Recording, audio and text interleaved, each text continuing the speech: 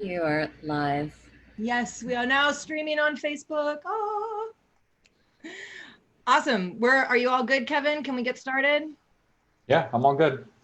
Boom. All right. Thank you, everybody, for joining us for our third and our final session in the Know Your Power series from Long Beach Public Media, which is the home of KLBP, your local low power FM station.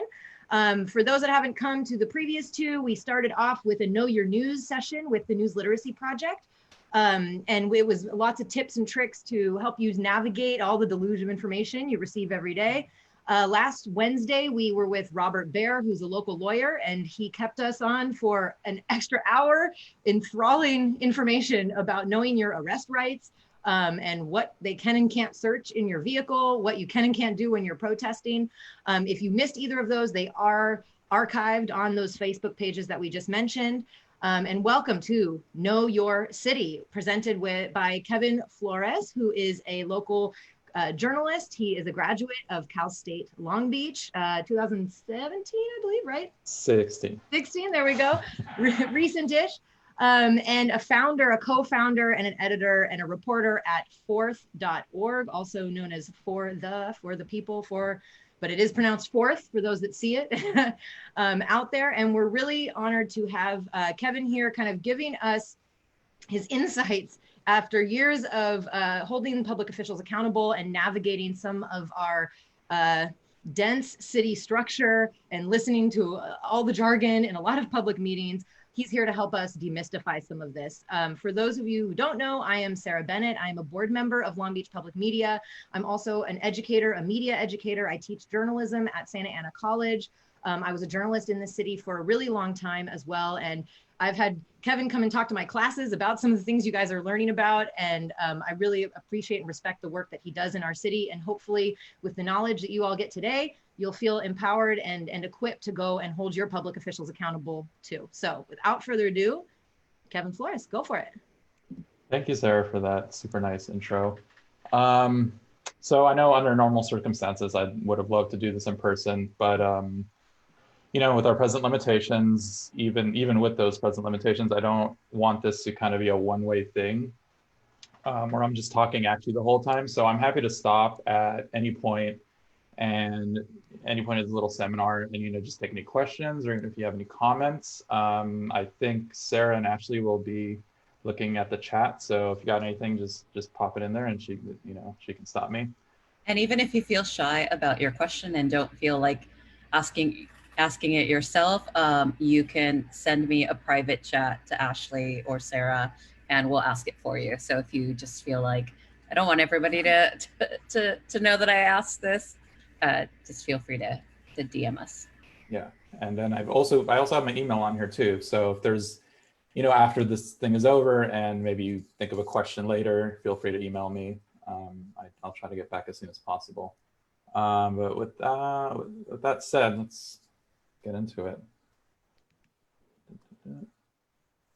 So I know recently there's been an increased interest in engaging with local government. I think likely two factors that have contributed to this are, one, the dysfunctionality of the federal government.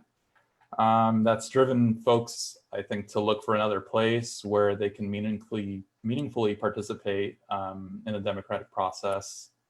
I think we all want to feel like we have some kind of control over our lives and the environment around us amid all of this chaos.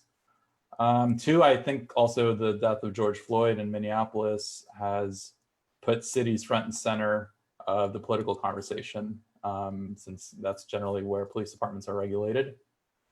And yet, City Hall newcomers can often feel intimidated and perplexed by the bureaucracy and the bureaucratic gibberish that comes with it. And that's not because the public is dumb. That's because these systems are extremely complex, and too often they're not really designed in a way, the way they're designed assumes certain insider expertise. And in my opinion, the city spends relatively little money and attention on initiatives to make it more accessible and inclusive. I'll say the city has made some improvements in the past years, but it's nowhere near optimal. But that's why we're here. So The other thing is that we also aren't taught these systems in school, at least not that I remember. We do learn about the federal government. You know, we all watched the Schoolhouse Rock segment, I'm Just a Bill, but there really wasn't a I'm Just an Ordinance. And, you know, on top of that, the bureaucracy also just isn't very transparent, at least not as transparent as it could be. That's my opinion. You know, like a good example is just this last Tuesday, there was a highly anticipated police budget hearing. It had initially been slated for last week, and then it was moved to 5 p.m. yesterday, and then it was moved to 3 p.m. yesterday. And that wasn't really widely advertised, you know, and you would think so with all the people protesting and people demanding changes be made to the police budget, that there would be more attention paid to getting that information out to people. I mean, I've been hearing from people who were really frustrated with that, and, you know, asking how is it that a system that is supposed to center and prioritize residents, how is it that it can feel so out of touch sometimes? Some people even sometimes may feel that cities being purposely deceitful. So, you know, but if you're not, you know, there are ways to get notifications about these things. They're just very, very buried, and we'll learn a little bit about that later on. So, I mean, with that said, my hope here is that everyone watching this crash course can come away feeling more comfortable engaging with and participating in city government, so that you can have the tools to inform and empower yourself. We go to the next slide.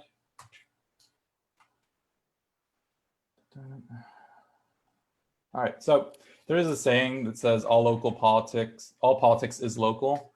And that's because local policy has the most influence on your day-to-day life, and it is also where your participation can have the biggest impact. There is a lot of rhetoric right now about reimagining government systems, and really it's at the local level where that reimagining can most likely be realized. And it's not just about local policy, but local elections too. Long Beach often sees voter turnouts of less than 10% for local elections. I think even the state Senate race last year saw something like, it was dismal, it was like 7%. And, you know, I think a lot of the blame for that lies at the feet of the government and the media. But participating is important in these, especially in these local elections, because these office holders will govern you and represent you here locally for the duration of the term, but also, as we're kind of seeing right now, they catapult themselves to state or federal offices where they will hold even more power. So, you know, your vote here locally can be very consequential. So, Long Beach. So there are two types of cities in Long Beach. I'm sorry, in California. There's charter cities and there's general law cities. So Long Beach is the former. And the main benefit of being a charter city is that residents have more control over municipal affairs, such as local election matters, regulation of police, land use, and zoning. So basically, charter cities are just more customizable by the residents, whereas general law cities are really bound by state law. And less than a fourth of cities in California are charter cities. So in some ways, we should consider ourselves lucky to be in Long Beach. Other charter cities, I think Cerritos is a charter city. I think Los Alamitos is also a charter city. And so the Long Beach City Charter is often likened to the city's constitution. It's a legal document that establishes the municipality, how it is organized, and its essential functions.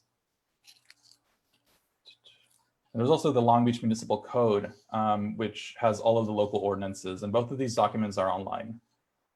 Long Beach has a council manager form of government. So that means that people elect the city council and they act as the legislative branch and make the laws.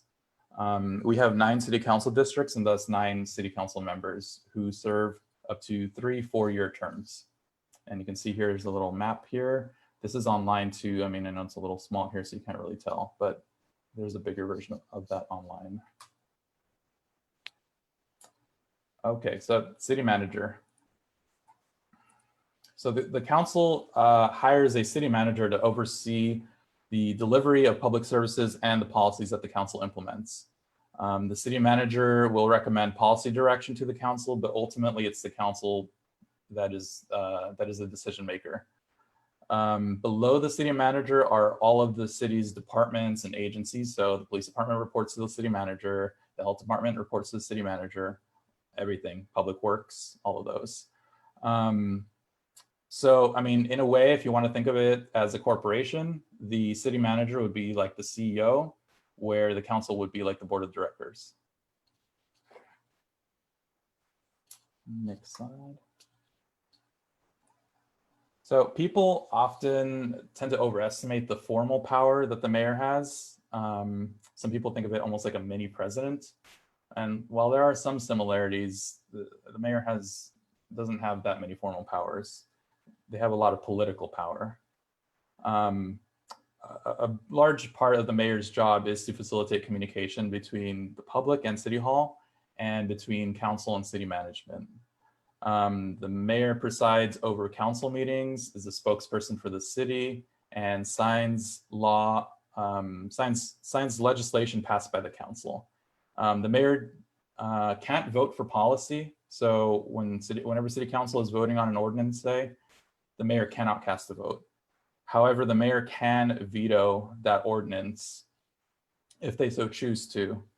And then, you know, that goes back to the council, and then if they can take a 2/3 vote to override that veto.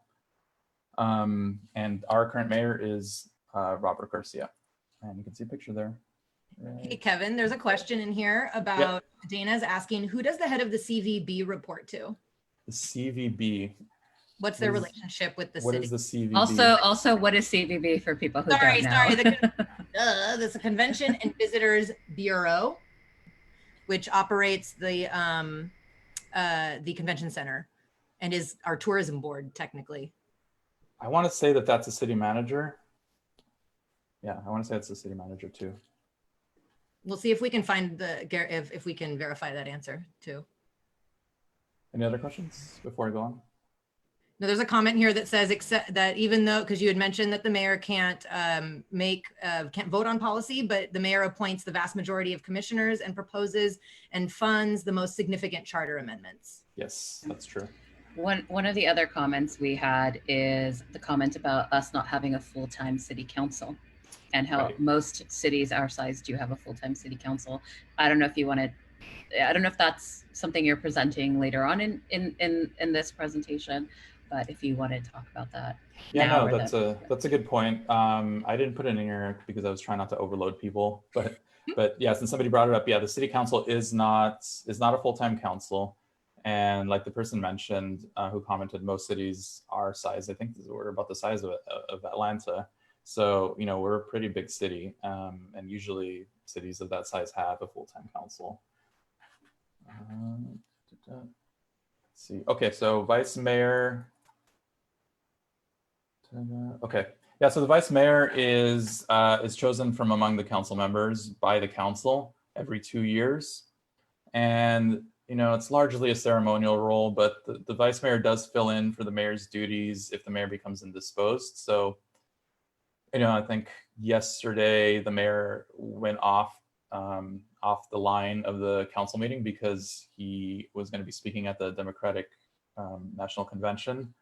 And so our vice mayor, DeAndrews, took over the meeting for the remainder of it. The one thing, though, is that the vice mayor does not have veto power the way that the mayor does.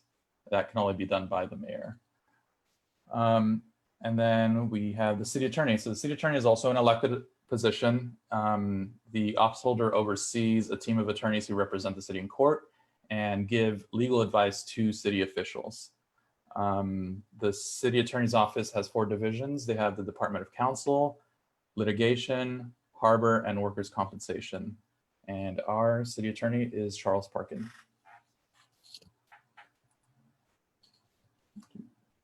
Next slide. Okay, so we got the city prosecutor. So the city prosecutor oversees the prosecution of misdemeanor crimes committed by adults in the city. So these are things like battery, theft, DUI, drug possession. Anything more serious than that is handled by the district attorney. This is an elected position also, and the current city prosecutor is Doug Halbert. And Long Beach is actually one of the very few cities in the States that elects both a city attorney and a city prosecutor. Usually cities will just combine both of those offices. And we have the city auditor, also an elected position. This person is tasked with conducting independent investigations into how effectively and efficiently city departments and processes are being run. The city auditor's office maintains a fraud hotline where tips about city fraud, waste, abuse can be reported anonymously. And our current city auditor is Laura Dowd. And then we have the city clerk. City clerk is actually the only other position that city council hires apart from the city manager. So the city clerk is in charge of facilitating democratic processes such as access to city records and legislative actions. The office also conducts civil marriage ceremonies, and it used to run elections, but starting this year that was taken over by the county. The only elections that the city clerk would run, I believe, are local runoff. So I think what we have in a couple of districts coming up in November. I have a question for you, since you've mentioned, you know, the city attorney and like the city prosecutor are positions that are actually elected. How often are those elections handled? What are their term limits? Is there anything around that you can expand upon? It used to be that they didn't have any term limits, but then, you know, we passed a recent law that the voters passed a recent law that gave elected officials three term limits, a term limit of three terms. Although I don't know that applies. I don't know if that applies for city prosecutor and city attorney. So if anyone in the chat box has the answer to that, that'd be great. I mean, yeah, my assumption would be that it would. That is a very, people are commenting about Measure BBB. Yeah. On that too, which was that recent change that you were talking about. I bookmarked that question too, so that we could go back to it and find out what the term limits are for those. That's a good one. That's a good question. Actually, it crossed my mind while I was doing this, and I just didn't have time to actually go back and research it. I kind of found out an answer to the Convention and Visitors Bureau. It appears that they are a separate entity that is contracted by the city. So therefore, Kevin would have been right that the city manager oversees the contracts that the council approves in that case, right, Kevin? Yeah. So then, yeah, then they would answer to the council and then the city manager just on the basis of the contract. Cool. Thanks, Sarah. Okay. So we got authorities, commissions, boards, and committees. And this is like really kind of your waist deep in the city government here. These are mainly, they serve as conduits between the public and the city council.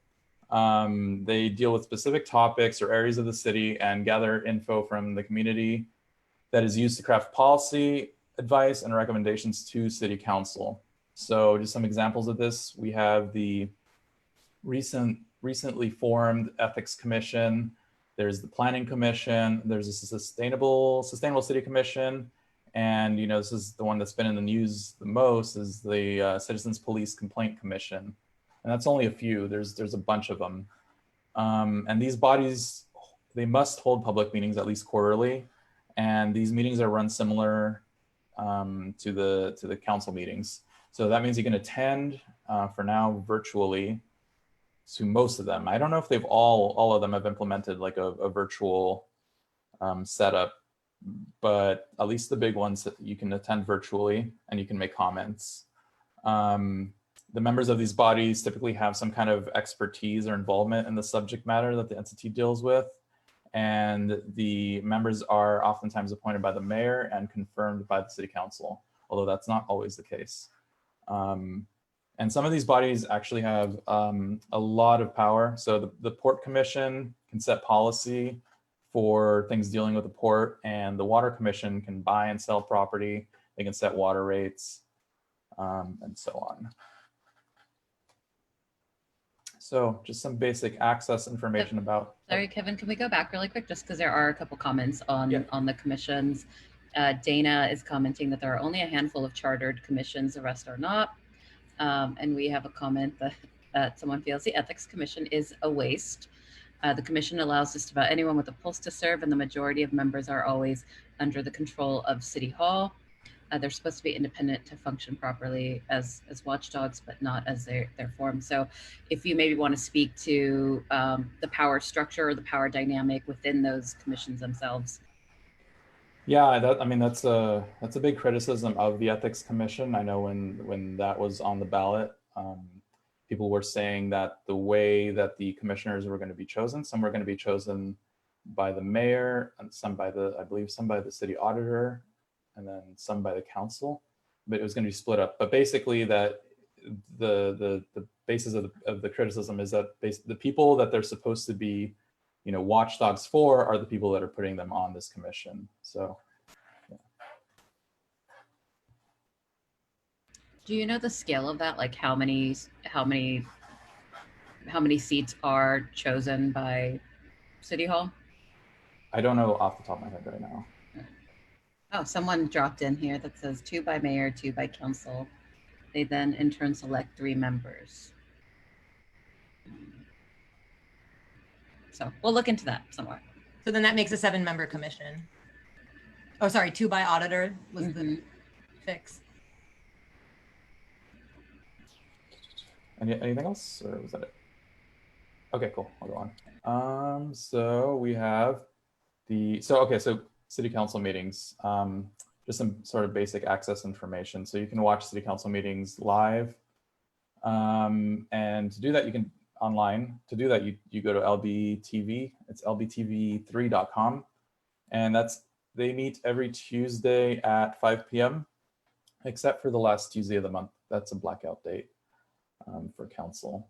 And then all documents associated with a public meeting, such as an agenda, staff reports, those can be accessed through Legistar. There's a link there. And you can also watch recordings of previous meetings there.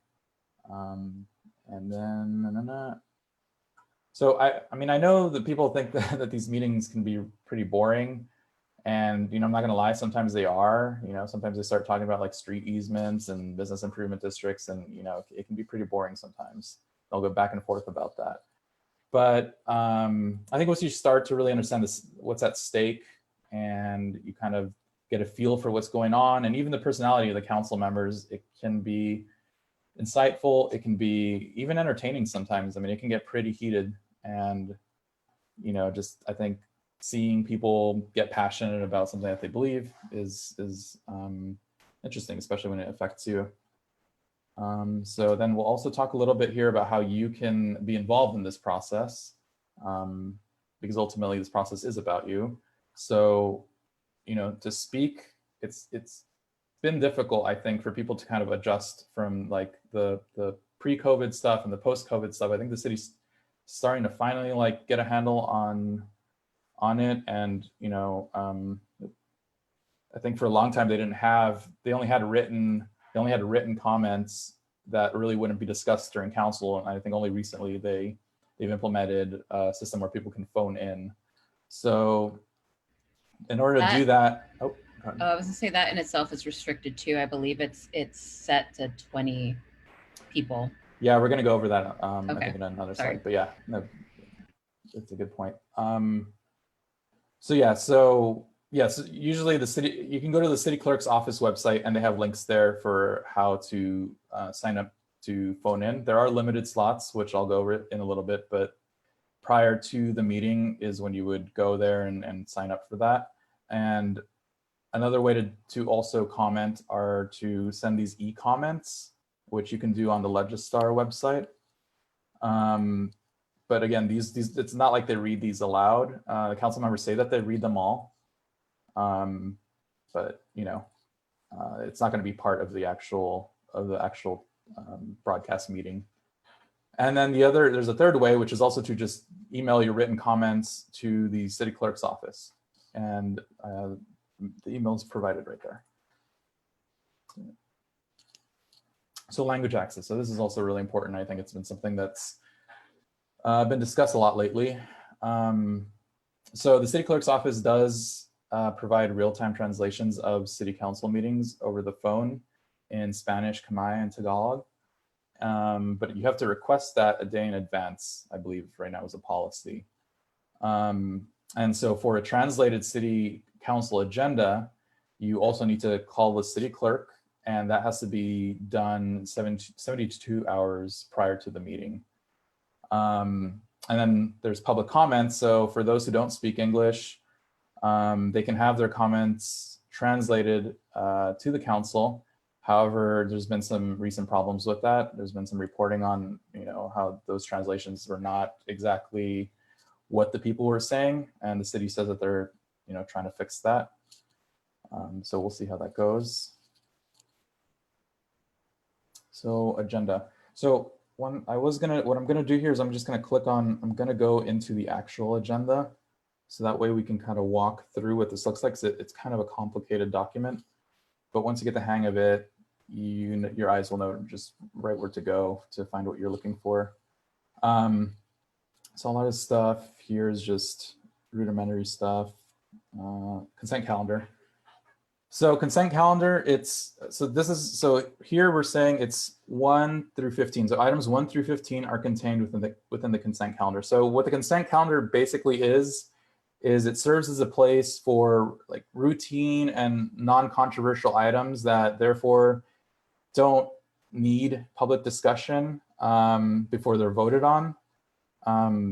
However, the mayor or council member or city manager could request to pull an item out of here, and then it'll be discussed. But if that doesn't happen, the city council just takes one vote and passes all of the items contained in the consent calendar, and that's usually done at the beginning of the meeting. Now, they're not always non-controversial. Like back in 2018, we found that they had put an item in here to shred a bunch of police misconduct records going back like decades, and it just kind of slipped in there, and it got passed, and those records are now gone forever. So it's always worth it to kind of like look through these and click on the items and see what it's all about, because they're not always non-controversial. So then we have, let's keep scrolling down. So that's the end. Going still the consent calendar.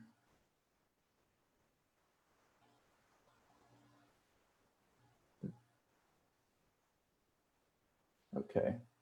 Let's see what's hearings. Do we have any hearings here? Okay. So then you have hearings. So hearings are these are items that it gives the items are placed in this section because it gives the public an opportunity to give testimony before some of these significant decisions are made by the council. And public notices are given before a hearing. So, say they're making a zoning change in your neighborhood, they post up a big poster. I don't know if you've seen these around town sometimes, but it's like a public notice, and it says, the time and date of when this public hearing is going to happen. And that's because, by law, they have to do that. And there's certain agenda items that have to have a hearing, and zoning changes is one of them. And then this is also a place I suppose for council to put in items that the city is proactively seeking to get input from the community about. So a budget items or other, this is another kind of item that has to have, by law, has to be a hearing. So, and that's what we recently just had yesterday. And then here's a regular hearing. See the zoning change. If someone finds some of these, is scrolling through the agenda and wants to make a comment on something, what is kind of the process for that right now? I was just looking at that. I posted in the chat the link to the e-commerce or to the e-comment portal that the city created, but it doesn't look like all the meetings are loaded in there for discussion. Yeah, the e-comments don't open up unless like there's an imminent meeting coming up. I don't know if you go on the Legistar right now, what exactly would be open. The Airport Advisory Commission meeting is the only one. Okay. So yeah, so you would click on that e-comment button there, right next to the meeting. So you wouldn't be able to necessarily track like from an agenda item, like I'm looking at this, I'm reading that budget hearing little blurb and deciding to comment on that. So you could click on, say, something here. I don't know if there is, Doesn't look like there's anything here. No, so you'd have to go back. You'd have to go back to the previous screen, the Legistar screen, and then hit the e-comment.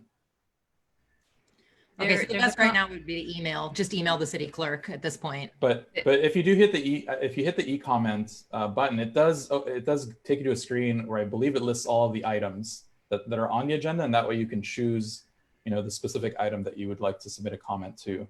There's a good comment from Carlos who is in the chat, and I know there's some comments in here that I think we can probably go through afterward, just so we don't disrupt the whole process. But regarding the e-comment, he has said that, these are the equivalent to about 45 seconds of speaking time. So instead of e-comments, he also suggests you send an email to the city clerk, CC the mayor and council members, and ask that it be put into the public record. And this will give you unlimited comment space. So that's one of the things that he is advising. Cool, thank you, Carlos. Yeah, don't do any comments, send advice. An email. That would be my advice too. And yeah, that's especially good advice to ask for it to be put in the public record, because then when you go into, which we'll go into this later, but there's a section where you go that has all of the, here, I'll just click on one right now. So if you click here, there will be these attachments, and these are sort of staff reports and other supporting documents. And so if you ask for it to be put in the public record, it'll appear here. So people will be able to click on your email and kind of read what it is that you have to say about the item. Okay, so let's see. And then after hearings, we have, so after hearings, there's a regular agenda, and that's just, that's self-explanatory. It's just items, more items, but then you have unfinished business. Well, actually, I'll talk about public comment first. So there's there's two public comment sections or periods in each meeting.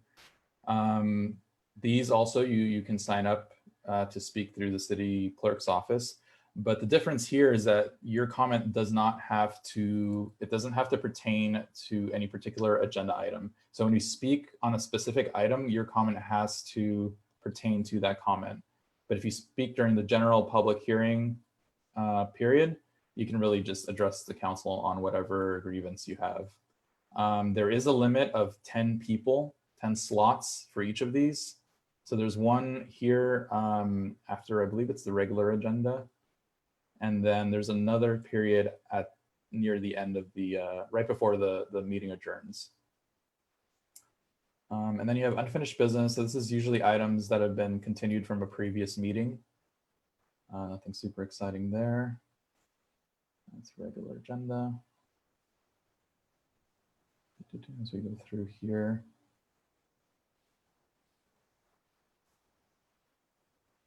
So let's click. So now if you see an item that really interests you, say you're like super interested in this, looks like a contract about the city's waste management facility. Click on it. So it'll take you to this screen, and there will usually be an attachment. So this attachment is going to be the staff report. So this goes more in depth into what the city staff is recommending that the city council pass, or what action the city council should be taking.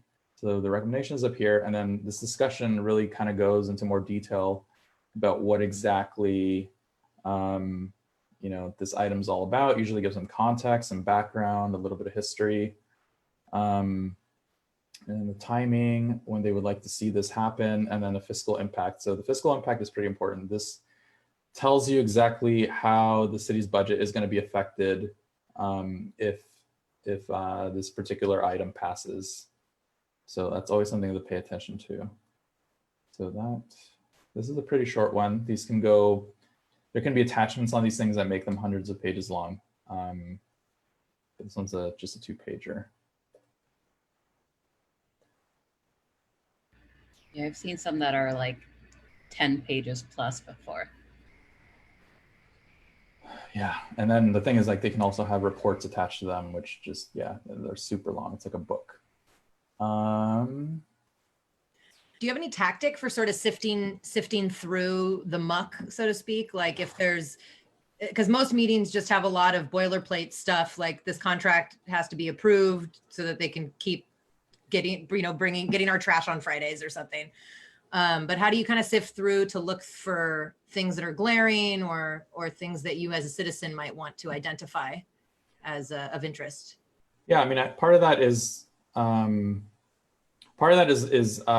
of like listening to the community, knowing what the community is talking about, like, with this police budget, that's always sort of an important item that's going to be just discussed, but this year is particularly important. Same with the eviction moratorium, things where the stakes of it are people's livelihoods and people's lives are always, things to look out for.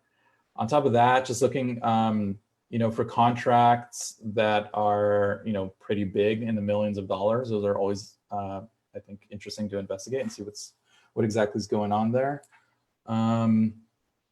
And like I said earlier, looking through the consent calendar, I think is a good habit to get into if you're really wanting to, get into these city council meetings, and just make sure that there isn't anything in there that you think should be discussed, and it's just going to be sort of waved off with one vote. But yeah, usually I mean, before the meeting, like a day or two before the meeting, I'll sort of like scan it and just see if anything sort of pops out to me, like of any of those things. And then I'll have my notes and, write those items in, and I'll come back once I've gone through the entire agenda, and then I'll click on the actual item and go through all the documents that are attached to it. To, learn more. Sometimes, sometimes the little description that's on the agenda, something sounds really important, but then you get into it and it's really just like, nothing super important. I know you bypassed it, like the top part, like of the agenda, and went straight to the consent calendar. I'm just kind of interested procedurally, what are the opening processes of the meeting? All right. Okay. So they typically do the Pledge of Allegiance, and then there's a roll call. And after that, I don't know if they're just doing presentations, but typically there would be presentations. So these can be all kinds of things. Like the city council could be giving somebody the key to the city, just really sort of community-based things, or, sometimes they give like Employee of the Year awards to city officials. So, things like that aren't like necessarily consequential. And then after that is when it starts getting into, consent calendar and all the rest.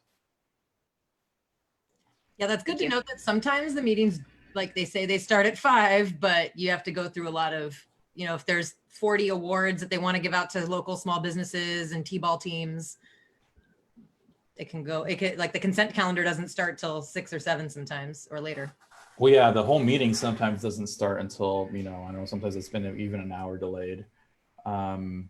And I think recently they just limited those presentations, because they sometimes would have a bunch of those presentations, and I think they can only do 2 now, I believe is the rule they recently implemented. Yeah, that's why I had that question, because there have been some city council meetings that I've sat in on, and before it gets to the consent calendar, there's just so much that they run through, and then you're just like, I've been waiting for an hour for this meeting to start. Yeah, and in the chat, Dana says that also an item can be moved up if there's a room full of people that are there for an item. So do you know what order these items are usually thrown on the agenda in? Because yeah, sometimes there'll be a very important item that has a lot of public comment, but it won't be until it'll be like number 55. And so yeah, Dana's right that they'll do that. They'll push it up to the front. Yeah, that's true. So there will be items sometimes that have sort of like a time they have to be discussed by, and yeah, that's usually if there's a lot of public interest. That way, you're not waiting till like 10 p.m. to sort of like talk about this item that's super important to the community. So yeah, that is something that they'll do. They'll also, they'll do random things, like sometimes, like yesterday, they bundled a bunch of non-consent calendar items and just took one vote on that, which is something I had never seen. I think Jason from the Post also said it was something he'd never seen. And, this is all, I think, part of them trying to rush out because the mayor was going to be speaking on national TV. And then sometimes they'll just move items to the next agenda if for whatever reason, if it's getting too late or they need to go. So yeah, things like that can happen. So yeah, it's not always 1, 2, 3, 4, 5. It actually rarely ever is like that. There's also a question here from Amy. Do all items requested to be put in the public record via an email, do they automatically get put in the public record? Because you request it, does it automatically get thrown up there? It should be. Yeah, it should be.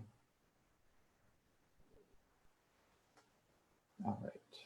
Are there any other questions about the agenda or anything to do with it? Doesn't look like it right now. Carlos had a comment that just citing that many of our city council members do also post newsletters that contain items that are coming up for local discussion or consumption. So if you're not already part of that and want to get involved, there are several newsletters for each district that you can sign up for. I really recommend you do that.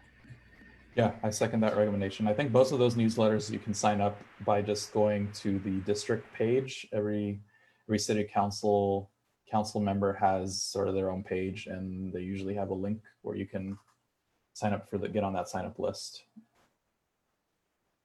So let's go back here.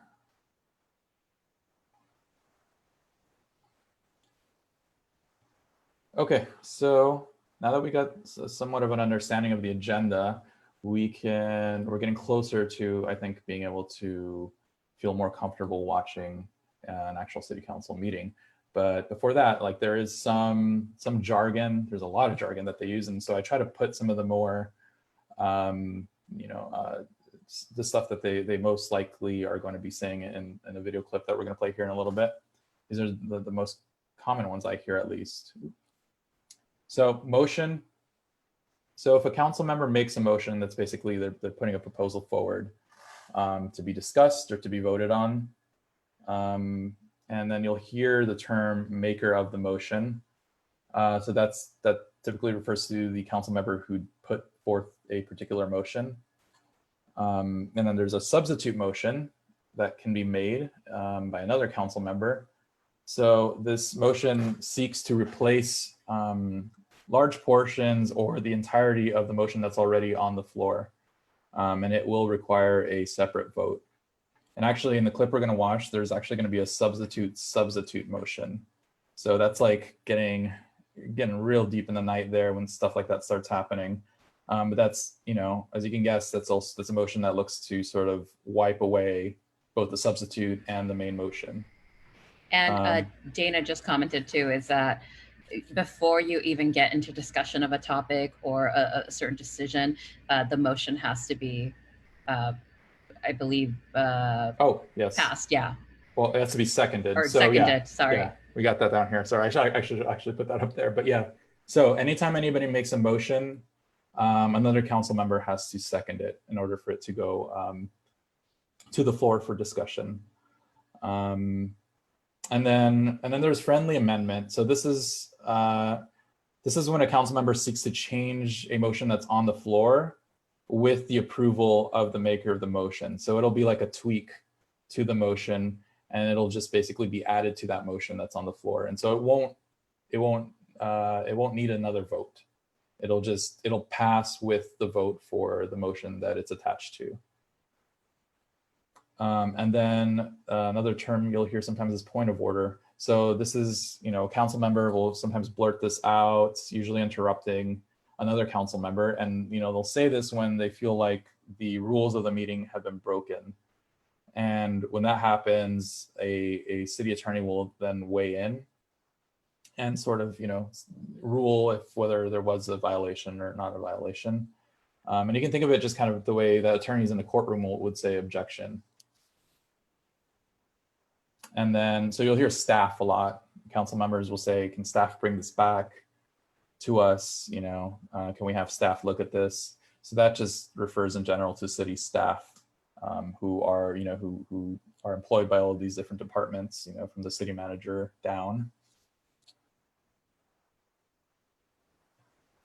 So with that, we're going to take a little look at a little clip here, and hopefully you'll sort of recognize some of these terms we just went over. And I'll pause it periodically and just to kind of point it out for you. So let's see. Communication from Councilmember Pierce, Councilwoman Zendejas, Councilmember Uranga, Councilmember Richardson. Recommendation to direct City Attorney to prepare an urgency. So here's the city clerk. So the city clerk is reading off the item for the council members. Oh no. Start it. Okay. Communication from Councilmember Pierce, Councilwoman Zendejas, Councilmember Uranga, Councilmember Richardson. Recommendation to direct city attorney to prepare an urgency ordinance amending the Long Beach's COVID eviction moratorium and the Housing Authority moratorium on Section 8 terminations for consideration at a special meeting on or before May 26, 2020. Okay, thank you. I believe we're starting here. The maker of this initial motion is Councilmember Pierce. And so before I make my motion, I do have a... It's hard to, so I can't pause it if it's on. Communication. I think that John is... Okay, so basically what they're discussing is they're discussing whether to ask the city manager's office to draft up an ordinance that would put a moratorium on evictions in Long Beach, for COVID-19 reasons. And here is going to be Janine Pierce. So she's the council member for District 2. She's, there was some, it's cut, so you're not going to hear all of the discussion because this item actually lasted over an hour and a half. But here she is. She's about to make her motion, and this is going to be the first motion on the floor. Still on the line. And my question for John from Economic Development. And before she does that, actually, she's going to have she's going to ask a question to one of the staff members who's also there on the line. So this happens a lot where council members will ask questions to, certain staff members, city staff members, get some information, and from that, sort of develop their motion. Oh boy, why is that happening? For our economic development team. I think that John is still on the line. And my question for John from Economic Development before I get into my motion is, can you share with us some of the programs that you are currently advocating for and some of the ideas that you have around support for property owners? As we know that if a tenant's not paying rent, that's impacting that property owner, but we as a city only can do so much to support them. So staff, that's a question for you. Yes, good evening, Mayor and City Council members. Thanks so much. So in economic development, we always look at tenants, landlords, and lenders, everybody who's involved with providing shelter, space, etc. I'm going to go ahead and make my motion so that the floor can discuss it. Give her an answer. And now so I move as follows. To extend the current eviction moratorium and rent deferment period for 90 days to August 31st, 2020. Extend the current deferral rent repayment program to August 31st, but also include benchmarks that require tenants, that encourage tenants to pay at least 30% deferred rent by February 28th, which is 6 months after the beginning of the repayment period, and at least 60% deferment by May 31st, which is 9 months after the deferment period. This motion has been reviewed by the city attorney and believe is a motion that addresses many of the concerns that I've already heard. I would like to say that I'm open to hearing council comments and possible friendlies, particularly on, the commercial tenant exemptions and some of the other components. One of the things I'd like to do is to ask our this is economic Susie Price, and she's going to development ask team, for and a I'm friendly offering amendment. this as a friendly, to evaluate creating a revolving loan fund for property owners who may have been impacted by COVID, so that we can offer them funds through a loan through the city of Long Beach in order to help them with some of their payments. I want to make sure that that's okay with you as an amendment. So she's Absolutely. It's actually something that I forgot to mention earlier, so it's perfect. No, but it just may be that philosophically, we may not agree on whether we want this to be a soft encouragement or part of the ordinance. So with that, I'm going to make a substitute. No, she's making a substitute. My substitute is going to be that that there will be a repayment period that will be extended from 6 months to 12 months, but that the repayment schedule will look as follows. 10% owed at the first quarter, 25% owed at the second quarter. We can skip ahead District a little bit. 1. On the sub, go then to the. So basically, Councilmember Susie Price asked for, for a friendly amendment on Councilmember Pierce's motion.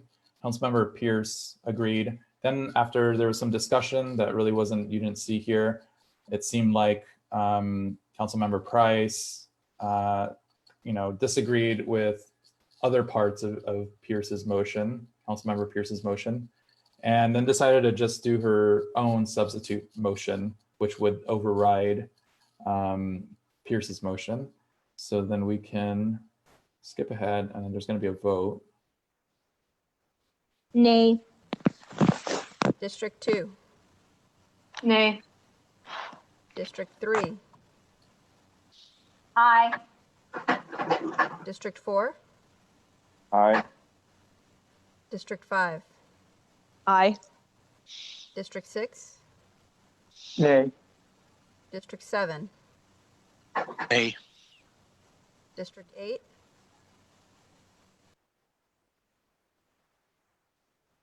District 8. So anyway, it doesn't pass. It ends up not passing, and then at the end, Communication. there's a final vote, which it reverts back to Councilmember Pierce's original motion, and then that one ends up passing. So that's kind of the back and forth that you see with these motions, substitute motions, and discussions with the city staff, and at the end, sometimes they pass, sometimes they don't pass. Thing is, most of the times the motions do pass. This was a rare time when you saw somebody's motion not pass. So let's see. Okay, so I mean, hopefully, now you can watch city council meetings and refer to this if you need to, and be able to kind of like understand a little bit more what the process is and like what's going on, like why are people saying these words and what do they mean. But there are other ways too, you don't have to just sit through a city council meeting for 5 hours to, hold your government officials accountable. There are some tools I think that you can use to, look into different things and to kind of stay abreast of what's going on. So this is the thing that I referred to at the beginning of the presentation. It's called Link LB. So if you click on this, it takes you to this screen where you can create an account, basically. So you put in your name and your email, and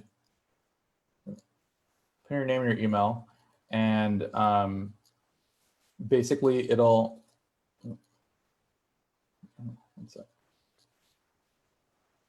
So anyway, yeah. So you put your information in, and you can click. There'll be like a drop-down menu that comes up, and there's like a bunch of different alerts that you can sign up for. And for me, what I would recommend is that the most important alert is the city council agenda alert. So that'll send you an alert to your email anytime there's a change to the city council agenda. It'll also tell you when the city council agenda is posted so that you can go right away and look at it. That's usually the Monday. So it's usually about 8 days prior to the actual meeting it's posted. And so you get a notification about that. So if you really want to stay stay abreast on everything that they're doing and changes. So if, with the change that they made with the police budget, hearing, you would have gotten an email saying, oh, it's moved now to 5 p.m. Oh, it's moved now to 3 p.m. Okay. The other thing, obviously we went over this a little bit, just speaking and commenting at public meetings. And I think Ashley brought this up. There have been some limitations put on these meetings, which a lot of people aren't too happy about, I would say, at least a lot of people that I've spoken to. And this was an effort by the city council to streamline the meetings because they were actually going into like 2 a.m. last year, and the year before that, like there was a couple that went into the next day. So they put these measures in, and basically what they are is that there's a max of 20 people per item, per agenda item that can speak. And then if there's 10 or more people who sign up for that item, your time limit goes from 3 minutes to 90 seconds. And then the other limitation is that for the non-agenda public comment period, that's only 10 people can sign up for each of those periods. And then, of course, you can always email your elected officials. And this page has all of their emails. And then, so another thing you can also do is participatory or citizen journalism. So this doesn't mean like that you have to be trained in journalism to do this, because, you know, really there are stories out there in the community that, you know, say communities that I'm not a part of and that I can't really tell, and that you really don't make it into traditional media. And yet these are super important stories, I think, that need to be told. And I'm actually confident that if these stories were being told, we would have a radically different city. And, you know, I think the team at KLBP, I think the team here at FORTHE.org, we're really building infrastructure and platforms to facilitate people, you know, to facilitate publishing of these stories by people who are not necessarily like trained media professionals. And, you know, right now, if you can submit something to FORTHE, and we have a team of editors who will help you. You know, it doesn't even have to be a journalism story. It can be an essay. It can be whatever creation that you want, and we'll help you publish that. And, you know, I think this is something that it's in development right now. We're continuing to build it. But that's another way, you know, that you can speak out and, you know, have some kind of impact on your community. And similar with KLBP, Long Beach Public Media launched it as this platform for you to use. So if you do have a show idea, if you're interested specifically in maybe even having a political show or a show that tracks city council meetings or is commentary on that, we are absolutely looking for that and need people to do that. So if you want to find out some information about what you need to do to submit a show, you could go to klbp.org/submit. And that just kind of has some preliminary things. You can just submit your idea if you don't have a show pilot yet, and our team will start to get you into our producers meetings so that we can coach you along to developing your show idea. So just wanted to add that in there as well. Yeah, KLBP is an awesome resource for the community. And yeah, I mean, I know y'all have like a bunch of open slots still, right, for shows? Yes, we're approaching close to half of our airtime, but there's plenty of room to fill the airwaves still. All right, so another resource, I think, to help people keep their elected officials honest is this pocket guide to the Brown Act. So we could do a whole sort of presentation on the Brown Act, but this pocket guide gives you kind of the essentials of what you need to know. And the Brown Act basically governs the way public meetings need to be held. You know, it talks about what can be in what has to be in an open session, what can be in a closed session.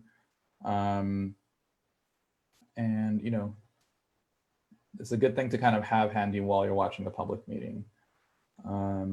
I won't spend too much time on that because there have been some comments about some of the tactics or things that the council has done recently being in violation of the Brown Act potentially.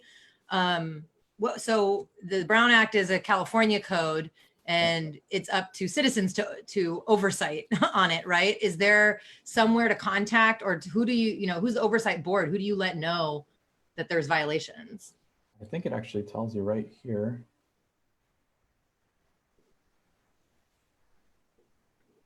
Because the Brown Act is just very specific about the way that public meetings need to be run, the prior notice that needs to be given, the allowances for public comment, et cetera.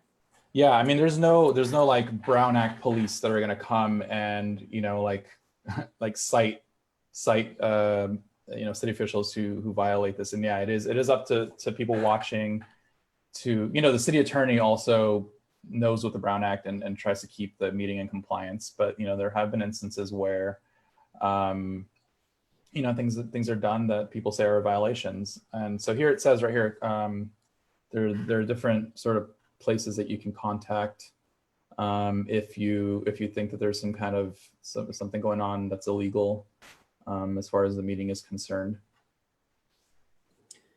You can also, if you're in person, I believe you can speak up and as a citizen hold the meeting in violation and cancel the meeting. I believe you can do that. My students had to do that to an ASG meeting. Really? You want to talk a little bit about that? I've never heard that. Well, they weren't posting their agendas, and the people, and that's the Associated Student Government at my community college, and they weren't allowing press in, they weren't allowing members of the public in. The Associated Student Government, it was a new president. I don't know if she'd read the Brown Act. She didn't seem to know what it was. But yeah, my students know their rights and know what the rights of citizens are, and they had came back with a copy of the Brown Act. The president was not allowing photographers, was trying to get the press out, kind of like, oh, just let us have our meeting, as if it was a private meeting. But my news editor, and this was actually a few years before I started teaching, but it was with the Eldon, with my student publication. So they held it in violation of the Brown Act and canceled the meeting and forced them to reconvene with proper notice on everything.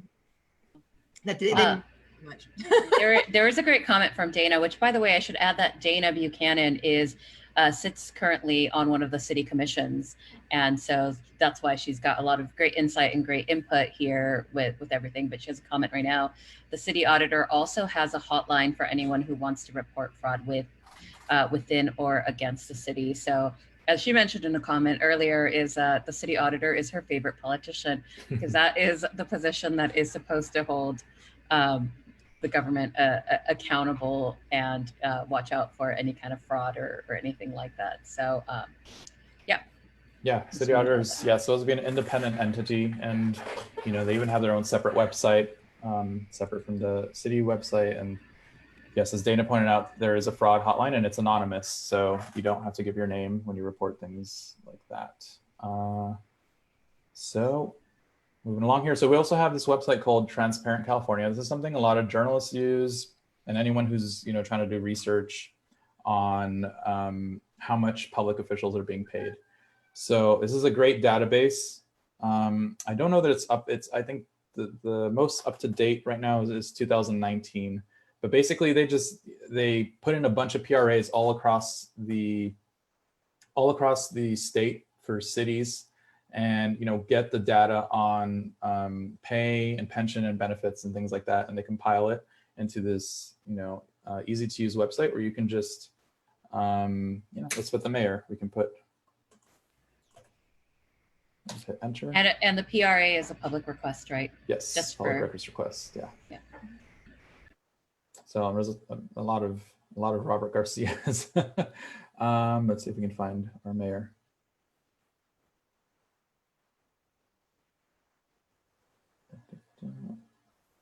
There we are. So there he is, city mayor, and you can see his compensation here. This is his base pay, and let's see what it says here. This column is.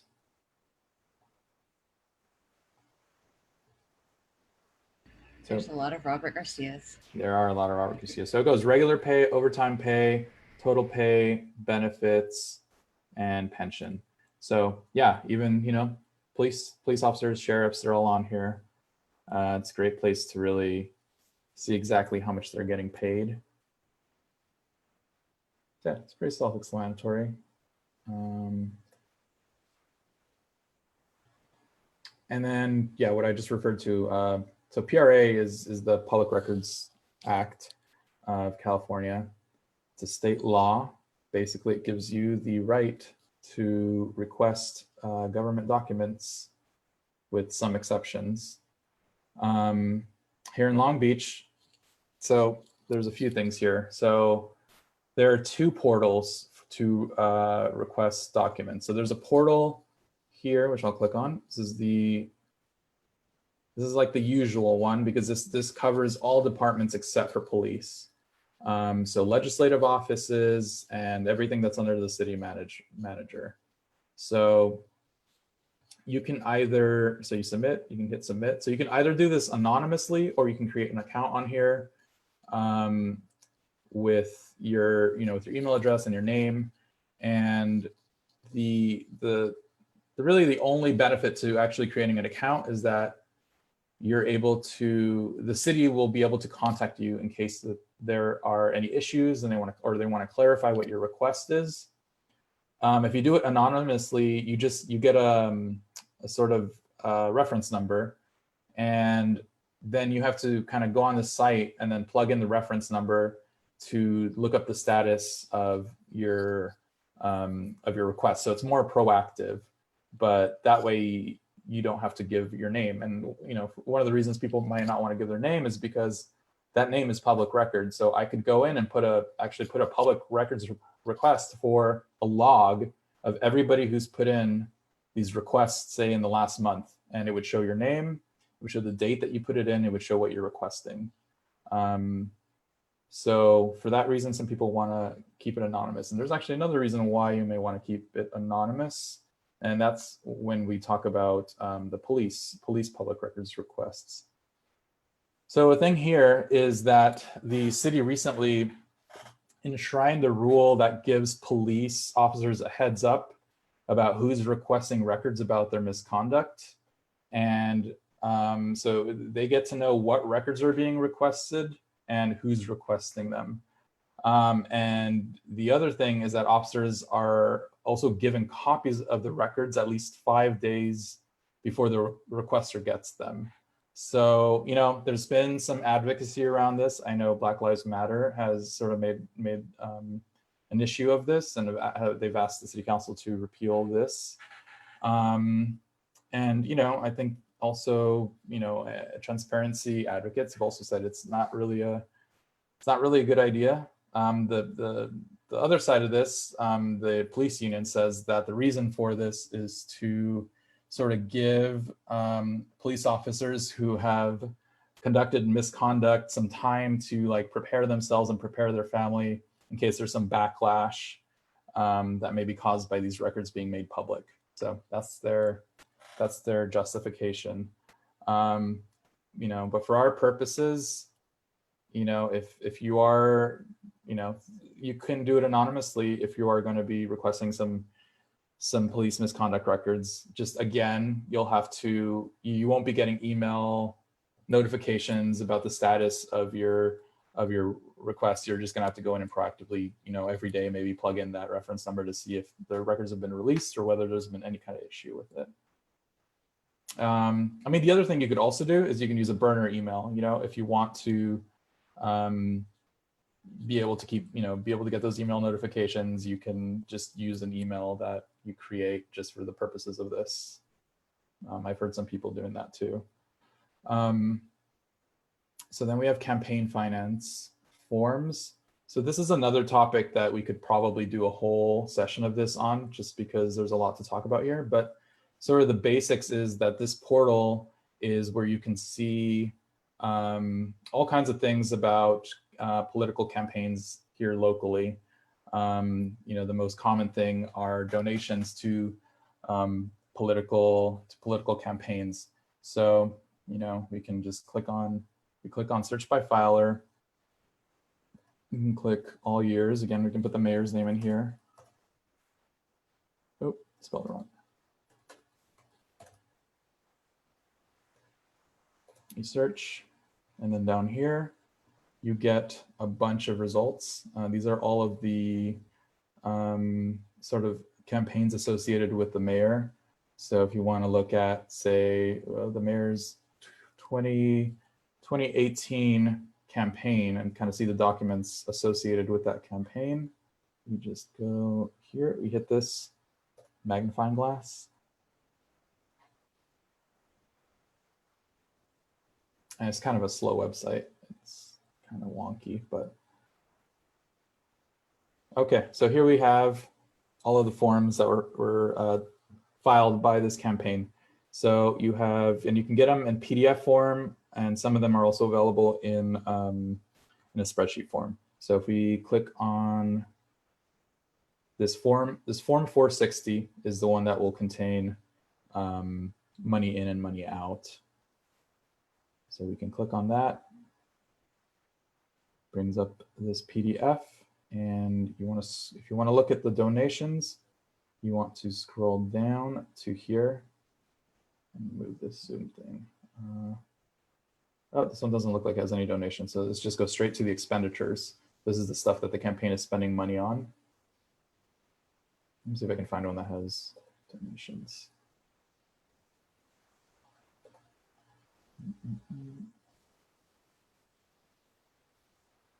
See, maybe this one.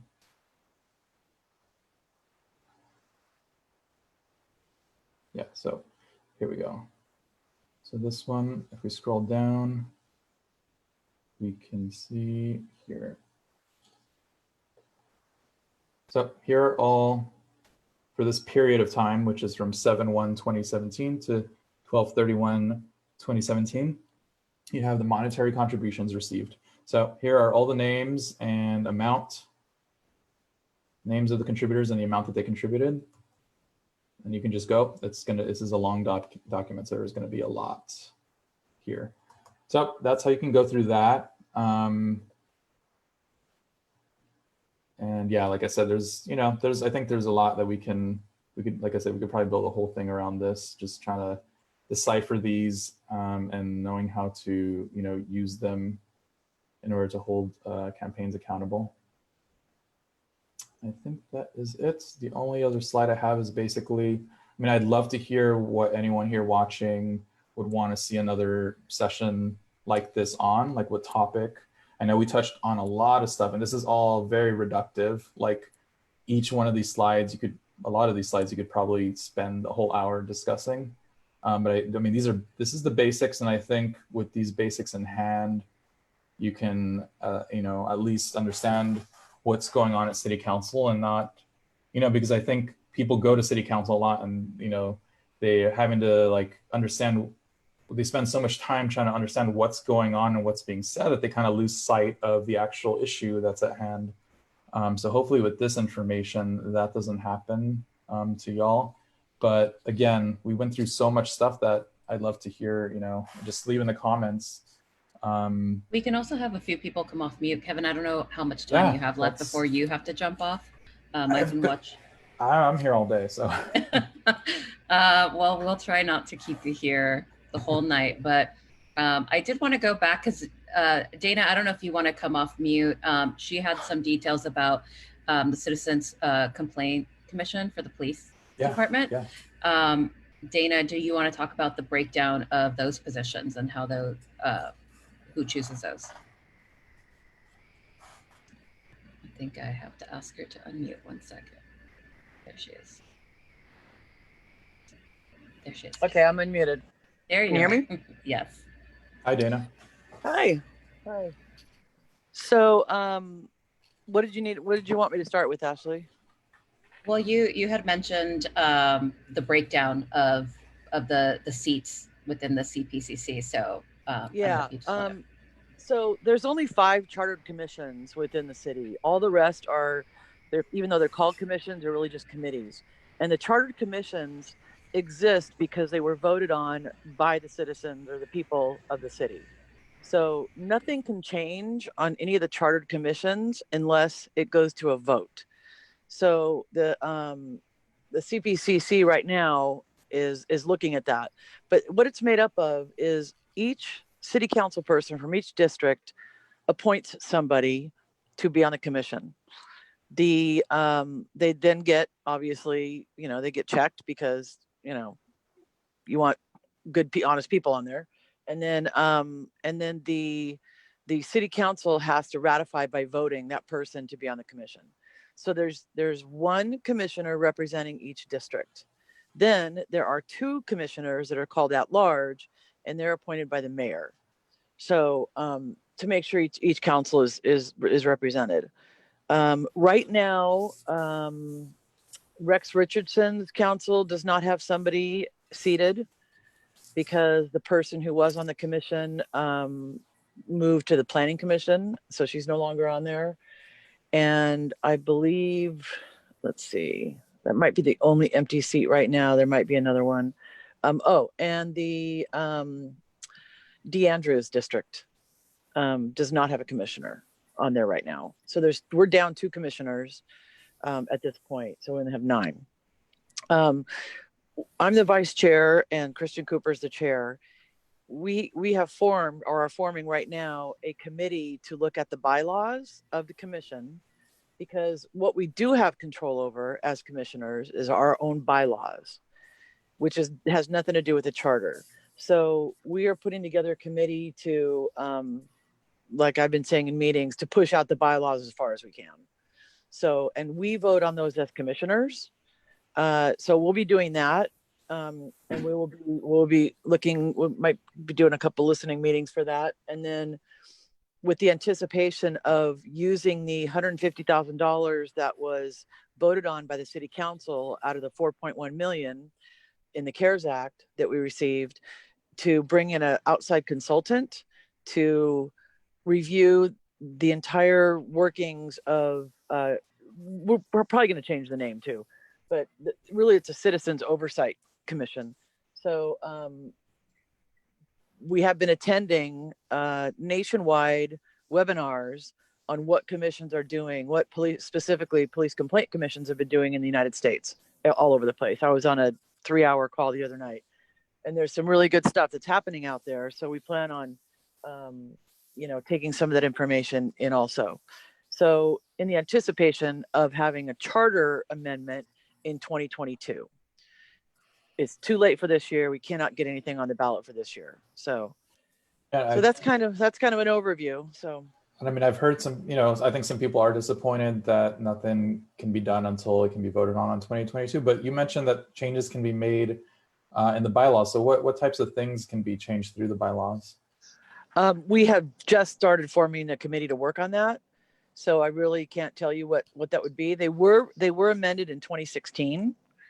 This commission was formed in 1990 or 92. So it's been around a long time, and it was formed by the people of Long Beach.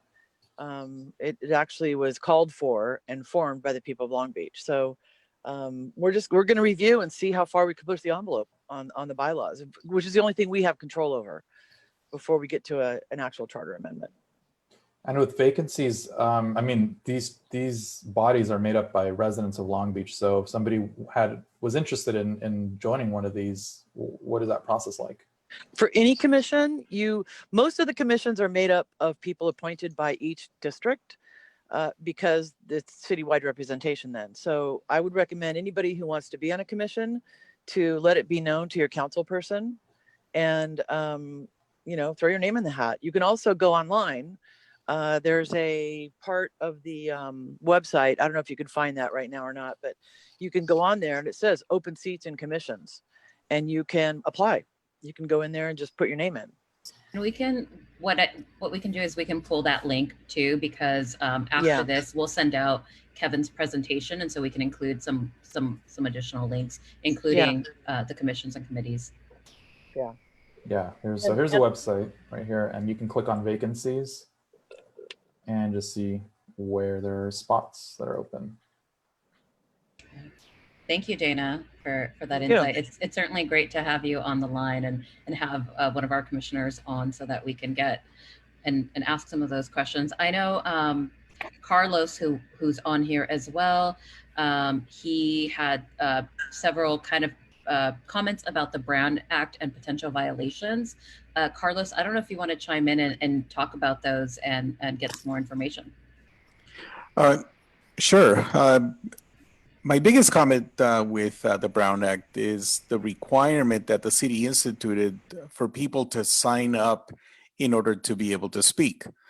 This is something that you're not required to do, and requesting the public to do that is a violation. And they did this before COVID.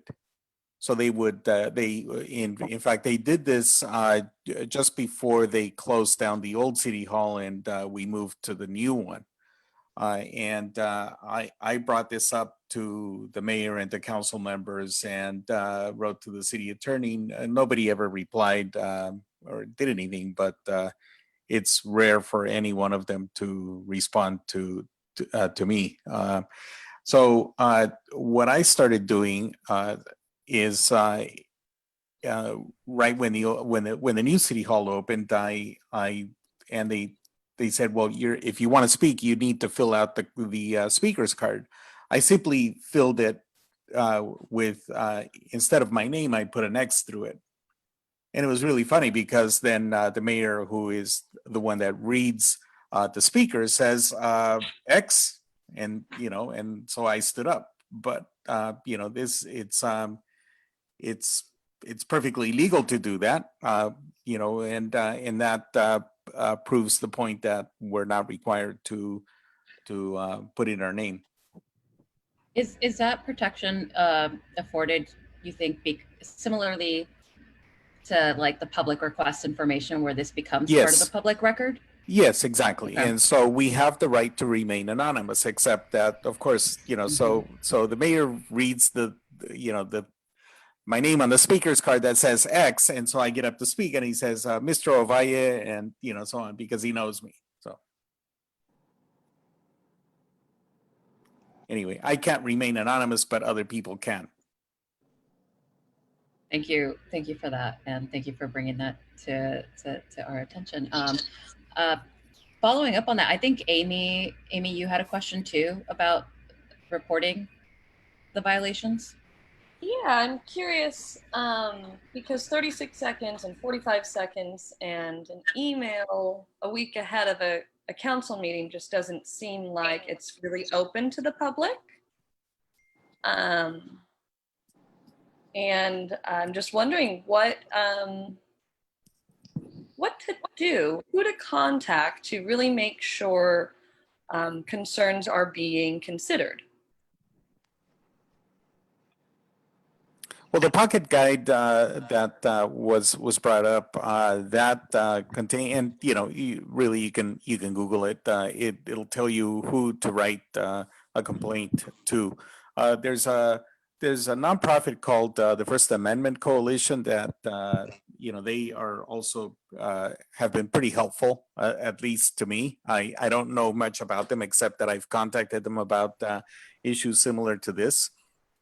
But the city, and I posted a couple of comments about this as well, has been narrowing our ability to speak in the council chambers, including limiting our speaking time from, it used to be 5 minutes a few years ago, down to 90 seconds now, if there are many speakers. But when Measure BBB was being discussed, when the hearings were being held, they did everything in their power to keep us from speaking. So I think it was mentioned before that that a charter is really the city's constitution, and they gave us precisely 36 seconds to speak on each constitutional amendment, which is like, how does one get their idea across, especially if you're not a good public speaker? I'm horrible at public speaking, and I get up and I stutter my name, and there's half of my 36 seconds gone. Well, you're doing a great job right now. I think, Amy, in your original comment was you were asking like an expose question mark, would some sort of public outcry help?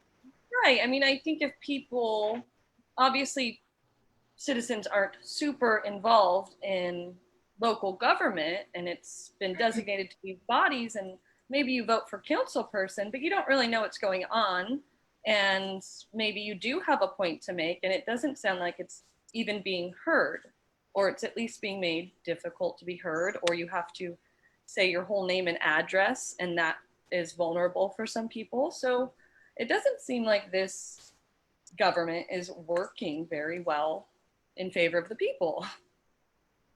You said it. So that's why we're all here. And there's another comment that Dana was making too. It's pretty obvious the lack of involvement overall when we have such low voter turnout. To take it back to the beginning of your presentation, Kevin, where you're citing that all politics are local. Yeah, yeah. I mean, Long Beach just is notorious for having a low voter turnout and just low civic engagement just across the board. And I mean, that's why you see, mayors being elected with, just several hundred or thousand of votes. It's not very much. And the people who do vote are usually older and homeowners, and so that's kind of like the agenda that they're most likely to pursue because those are the voters. So yeah, that's an important thing to know. I think, and just to go back to what Amy was saying, is that ultimately, if there is a violation of the Brown Act, like, and the city is being unresponsive, and even after public pressure, then eventually the court would have to weigh in. You take it to court, you sue the city.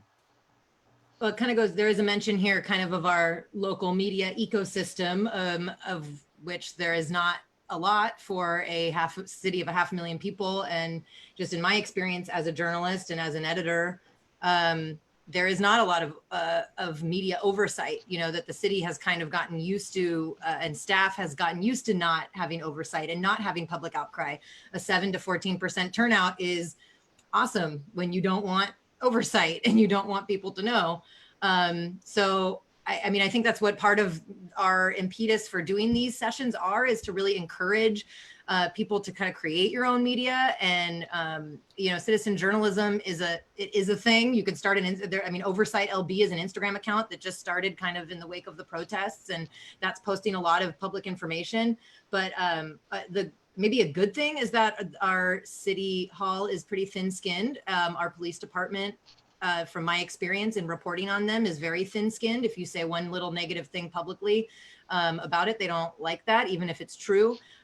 So I think that these changes would not have happened if thousands of people were in front of City Hall protesting them when they happened. So sometimes I think the apathy that we all experience because we're overwhelmed and we're not in this every day. And yet, like you said, we're just voting for our council members and hoping they do the best by us. But by people not keeping up on these things and not creating a public outcry, we're talking about our mayor, he's on the national stage right now. There's New York Times articles talking about how great he's doing. And if our citizens don't think that he's doing the most to allow public input, now might be a time to email the author of the New York Times article and perhaps let them know how citizens Sarah, I know you and I have talked about this a little bit too, but just in giving you guys all a picture of our media landscape, we are a city that's slightly larger than Atlanta. So if we were anywhere else on the national map, if you took Long Beach and moved us anywhere else, we would likely have our own news channel. We'd have several print publications. We'd have more digital publications. So our media ecosystem is sorely lacking right now. And criticism is good. Criticism helps bring important issues to the forefront and helps us hold our government accountable and encourage that participation. But when we resort to boosterism and local media, there's no chance to really change policies that impact our life in a greater capacity. Yeah, it's kind of up to us to be the media that we want. I'm seeing some complaints about media here. Well, it's on us now as citizens. Yeah. And I mean, that's part of our message with the session. One of the lines we put in there is, it's time for us to become the media that's missing. So we both, Kevin spoke on this earlier. FORTHE is there if you're interested in this. KLBP is here. You'll be seeing some more collaborations between KLBP and FORTHE coming down the pipeline as well. So we're here for you on these platforms, and we're all volunteer based. So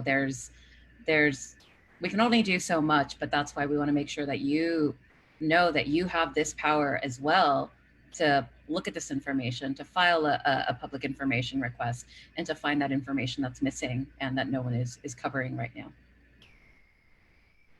Awesome, thank you. Agree with all of that. Yeah, absolutely. I mean, I think I mean, it's also, I mean, not to get into too specifics, but, you know, another criticism of the media is just that it here locally is, you know, that it is often controlled by either like out of town entities or entities here in town, which have significant interests in, you know, real estate or other kinds of assets here locally. And, you know, the argument that there is a big conflict of interest there. And so, you know, some of what we're trying to build here is a non-commercial, you know, media platforms that don't necessarily have those conflict of interests, because as Ashley mentioned, there is a lot of boosterism in this city. And, you know, I mean, pointing out the good things of a city is not necessarily a bad thing. You know, there are definitely good things that happen in the city. But when that's done, I think, and that's only done, and you get very little of the actual critical attention that some of these systems need. Otherwise, you know, they just kind of they rot, and that breeds corruption. You know, when you don't have that, then you have people like the New York Times saying, look what a great mayor Garcia is, and they don't talk about any of his failures as mayor. And, you know, because it's just not out there, because there's not, you know, the media hasn't been reporting on any of that. So yeah, it's, I mean, yes, like y'all said, we have a very lacking media ecosystem. And to Sarah's point about, you know, being a little thin-skinned, is that if you have that, you're also ready to be on a national stage. And so it's part of becoming a better politician too. So if you're going to better serve your people, is being able to hold up to those criticisms and listen to your constituents can make you a better politician. So it's criticism that is also for growth. So we definitely need that. Well, and with that, I really thank you guys for staying an extra half hour after our scheduled time, but I really hope that these conversations can keep going offline. Please reach out to Kevin. His email is there. You can reach out to myself or to Ashley. Our emails are our first name @klbp.org. Like Ashley mentioned, we are here to help. If you have an idea for media that you would like to see, whether it's on radio or otherwise, or if it's something that FORTHE can help with, you know, we would love to help you do your reporting and train you and get that out there. So please keep these conversations going after this, and feel free to email us with ideas for future sessions like this. We hope to do more of these. This was really just a pilot program, but obviously there's interest in these types of things. So we're hoping to keep these going through the fall and through 2021. Yeah, so, thank you guys. Yeah, thank you everybody for well, I'd be remiss not to do the pitch that if you enjoyed this session, please consider making a donation for Long Beach Public Media. That supports us growing this program and continuing it. We want to keep these free as much as possible because these are public service and this is information that everybody should absolutely have. And when you support Long Beach Public Media, you also support other programs like KLBP and some other stuff that's coming down the pipeline. So thank you guys. Yeah, thank you so much for listening to me drone on. And thank you, Kevin. Thank you for taking the time to put this together for us. Yeah, absolutely, absolutely. It was really great. Thank you so much. Thank you. Thanks, everyone.